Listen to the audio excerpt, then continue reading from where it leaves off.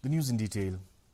Prime Minister Narendra Modi today said his visit to Europe comes at a time when the region faces many challenges and choices. In a departure statement before his official trip to Europe, his first foreign visit this year, Modi said through his engagements he intends to strengthen the spirit of cooperation with European partners. The Prime Minister said European partners are important companions in India's quest for peace and prosperity. Modi will meet German Chancellor Olaf Scholz. Denmark Prime Minister Mette Frederiksen and France's Emmanuel Macron, who was recently re-elected as the president for a second term.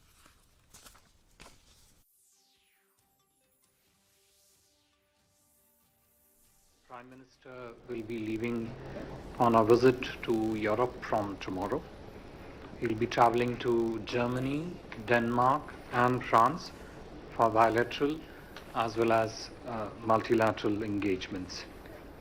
Prime Minister's 3-day, 3-nation tour has intense schedule with substantial and comprehensive agenda, including wide-ranging interaction with the political leadership of these countries, Indian diaspora, and the top industrialists and CEOs.